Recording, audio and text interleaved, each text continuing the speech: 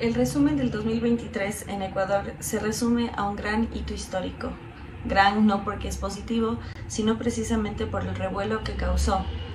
Y es que hay que incluso explicar cómo puede ser que un presidente tenga el poder de disolver el Congreso y entregarle el poder. Gracias a la Constitución Socialista del 2008, la Constitución del Ecuador es hiperpresidencialista y tiene el poder de declarar la muerte cruzada, donde el mandatario puede adelantar elecciones. Esto implica que entrega el poder y también disuelve el aparato legislativo. En este caso, el expresidente Guillermo Lasso no se presentó para elecciones, sino que abdicó el poder y también cerró lo que es la Asamblea Nacional.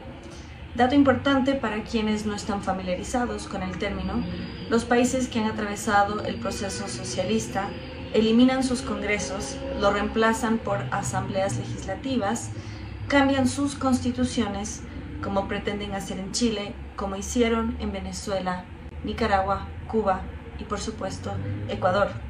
En ese sentido, Lasso entrega el poder y en un intento de disolver la Asamblea Nacional, lo que hizo en realidad fue que la bancada más grande, la del socialismo del siglo XXI, vuelva con más fuerza, pues ahora tienen aún más legisladores.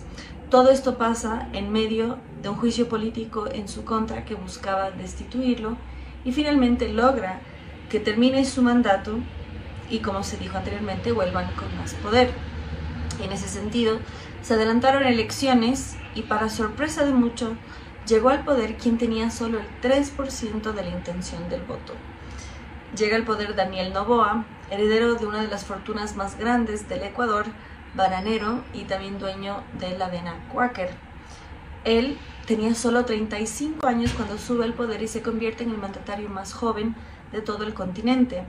Una vez en el poder ya cumple los 36 años y tiene como primera dama a Lavinia Labonesi, que tiene apenas 25 y ya espera su segundo hijo. Ella también es muestra de lo que ha sido las redes sociales en el proceso electoral, pues es influencer de nutrición, una mujer bellísima, y en medio de la tensión que vive el Ecuador ha sido un símbolo de esperanza, pues la vida siempre lo es.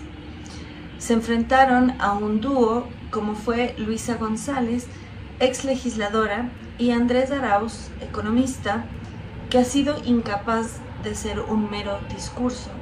Se educó en uno de los colegios más caros del Ecuador, que cuesta miles de dólares, la Academia Cotopaxi, y sin embargo el socialismo del siglo XXI pretendía presentarlo como el candidato del pueblo, cuestionando, por ejemplo, que Daniel Noboa, que estudió en universidades Ivy League, las más caras y prestigiosas de los Estados Unidos, mientras él no representa al ciudadano promedio. Muy por el contrario, como se educa en una academia en inglés, casi no sabe hablar español, y es un fenómeno recurrente en quienes vienen de esos ambientes.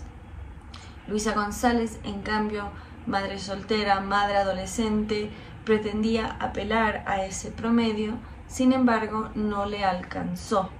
Muy por el contrario, Ecuador vive el año más violento de su historia. Todo lo que es el narcotráfico y el crimen organizado ha desestabilizado a un país que por décadas fue un oasis de paz en medio de Colombia, que vive la guerra civil más larga del continente, y Perú, que tuvo por supuesto a la guerrilla marxista Sendero Luminoso. Ahora Ecuador vive violencia no solo en las calles, sino orquestadas desde las prisiones. En las prisiones donde se han visto masacres, incluso con sierras eléctricas, y cada una de las prisiones en el país está controlada por una red de narcotráfico. Y eso terminó justamente en buena medida gracias a el debate presidencial, pues no es que ha terminado la violencia, sino que ganó las elecciones Daniel Noboa, porque a diferencia de los otros candidatos que se peleaban entre sí, él tenía un tono más conciliador, más bien iba por la propuesta y no por el enfrentamiento a los demás.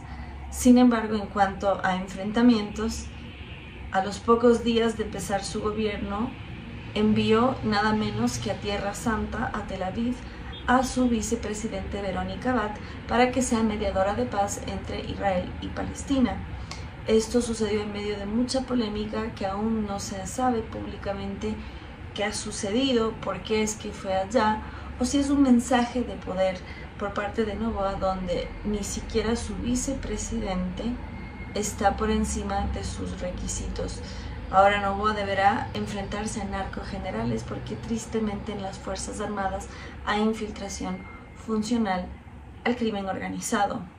Por eso y más, esto podría ser un mensaje claro que no se pueden meter con él. Será como un nuevo Bukele, se espera que expulse a los extranjeros de las cárceles para así reducir el hacinamiento y también el presupuesto estatal en materia de seguridad, es decir, asignar recursos a otros fines y no alimentar a quienes no son ciudadanos del país y que han delinquido en el Ecuador. Sin embargo, algo que ha causado controversia y que no reduce presupuesto sino que lo aumenta es el Ministerio de la Mujer y Derechos Humanos, así como lo escuchan, en orden de jerarquía, la mujer y luego los demás humanos. En medio de una ola de violencia, que los derechos humanos se asignen no a la protección de los ciudadanos y a la reducción de la violencia, sino a la ideologización, ha causado mucha incomodidad. Si bien Noboa no creó este ministerio, tampoco lo eliminó, como lo ha hecho, por ejemplo, Javier Milei en Argentina, que redujo el presupuesto eliminando ministerios, sobre todo que ideologizaban y no que hacían el bien a sus ciudadanos. Podrá, por medio de la presión y también la realización que esto no cumple un fin práctico, reducir también como lo hizo el vecino del sur. Síganos para saber qué le depara al Ecuador en el 2024.